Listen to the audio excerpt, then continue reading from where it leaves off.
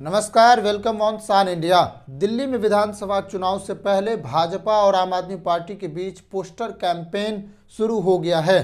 भाजपा ने पोस्टर जारी कर केजरीवाल के फोटो के साथ उन्हें महाठग, वोटर लिस्ट में स्कैम 2024, फर्जी वोटर से इश्क है, ऐसा बताया है। इसके बाद आम आदमी पार्टी और दिल्ली भाजपा के बीच पोस्टर जंग की शुरुआत हो गई है। आम आदमी पार्टी ने भाजपा के पोस्टर का जवाब केजरीवाल के काम को बैकग्राउंड में दिखाकर उनकी फोटो के साथ उन्हें ग्रेटेस्ट ऑफ ऑल टाइम बताकर दिया है। भाजपा ने पोस्टर के साथ कैप्शन में लिखा है, दिल्ली का नया खेल, वोटों का फर्जीवाड़ा करके सत्ता बचाने की कोशिश। मकान मालिक को नहीं पता और उनके घर के पते पर सैकड़ों वोट बना दिया था इस ठग ने, जिसमें एक विशेष समुदाय को लेकर यह बात कही गई है, जिसका इशारा भाजपा द्वारा रोहिंग्या मुसलमानों की तरफ है। दिल्ली में फर्जी वोटर लिस्ट के मामले पर बीजेपी राजनीति कर रही है। रिपोर्ट में यह बात सामने आई है कि हजारों वोटों को चुनाव आयोग ने काटा है, जिसके खिलाफ केजरीवाल ने चुनाव आयोग से शिकायत भी की थी। हालांकि इसके बाद भी कुछ खास परिणाम सामने नहीं आए। इसके बाद केजरीवाल इस मुद्दे पर हमलावर हुई, वहीं भाजपा भी इस मुद्दे पर हमलावर हुई और केजरीवाल पर आरोप लग रही है कि वो फर्जी वोटरों के सहारे चुनाव जीतते हैं, जबकि आम आदमी पार्टी उसे विशेष समुदाय का नहीं बताकर उसे पूर्वांचल का भाई बहन बता रहा है, जिनके वोट चुनाव आयोग द्वारा काटे गए हैं। यहाँ पर बीजेपी द्वारा बांग्लादेशी घुसपैठ और रोहिंग्या मुसलमानों के एक महत्वपूर्ण मुद्दे के रूप में देखा जा रहा है और उसे इसी का वोट बताया जा रहा है, जिसके सहारे कहा जा रहा है कि केजरीवाल चुनाव जीतते हैं। ये बीजेपी का मुद्दा है। इस मुद्दे पर पश्चिम बंगाल के मुख्यमंत्री ममता बनर्जी ने बीएसएफ पर आरोप लगाया कि वो घुसपैठियों को अंदर आने में मदद करती है और इस तरह बीजेपी पर निशाना साधा है, क्योंकि भाजपा ने झारखंड में भी बांग्लादेशी घुसपैठ और अवैध प्रवासियों का मुद्दा सबसे ज़्यादा उठाया था और इस तरीके से वहाँ पर हिंदुत्व के मुद्दे पर चुनाव लड़ने की पूरी कोशिश की थी और यहाँ पर भी हिंदुत्व के मुद्दे पर चुनाव लड़ने की कोशिश हो रही है। रोहिंग्या मुसलमानों को मुद्दा बनाकर उनके आधार पर चुनाव लड़ने की कोशिश भाजपा द्वारा की जा रही है। दिल्ली का चुनाव मुख्य रूप से आम आदमी पार्टी और बीजेपी के बीच लड़ी जा रही है। अभी दिल्ली का मुद्दा स्पष्ट नहीं हुआ है जिस पर टक्कर हो सकती है। अभी मुद्दे को आजमाया जा रहा है। असली लड़ाई तब सामने आएगी जब चुनाव के तारीखों का ऐलान हो जाएगा।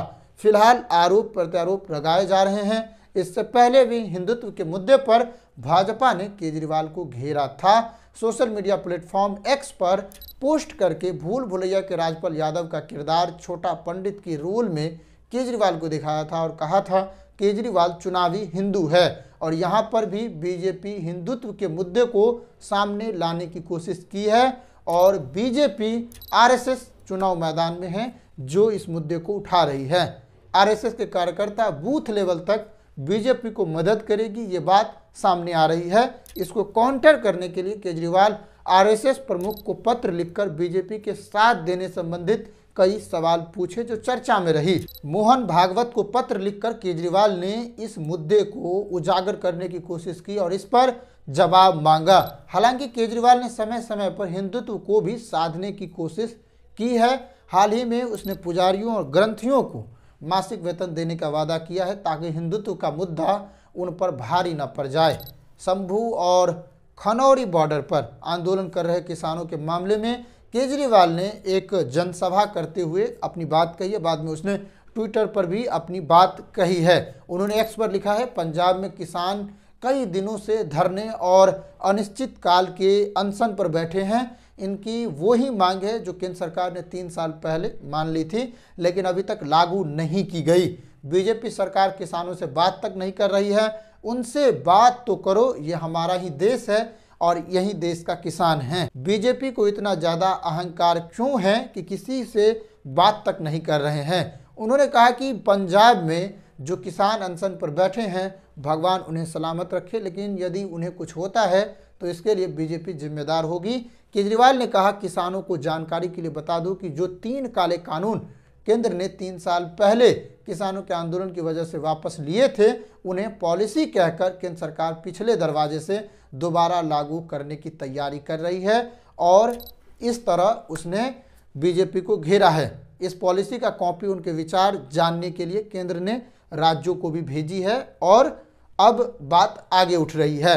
दरअसल किसान नेता जगजीत सिंह डल्लेवाल आमरण अनशन पर बैठे हुए हैं। अपनी फसलों के लिए न्यूनतम समर्थन मूल्य, एमएसपी की कानूनी गारंटी सहित अन्य मांगों को लेकर किसान फरवरी से आंदोलन कर रही है, जबकि ये आंदोलन 1 साल से ज़्यादा का होने वाला है। शिवराज सिंह चौहान जो केंद्रीय कृषि मंत्री है वो कह रहे हैं कि आम आदमी पार्टी ने दिल्ली में किसान विरोधी कदम उठाया है, ऐसा आरोप लगाया है शिवराज सिंह चौहान ने। कम से कम शिवराज सिंह चौहान जी को थोड़ा सा तो शर्म करना चाहिए। इतने दिन हो गए, आंसू गैस के गोले चलाए गए, लाठी डंडे भी शिवराज सिंह चौहान और उनके सरकार द्वारा बॉर्डर पर किसानों के ऊपर चलाया गया, लेकिन उसने अभी तक किसानों के मुद्दे पर, उनके आंदोलन पर कोई भी बात नहीं कही है, ना ही उनके गारंटी पर कोई बात कही है। और ये बात अभी सबके सामने है।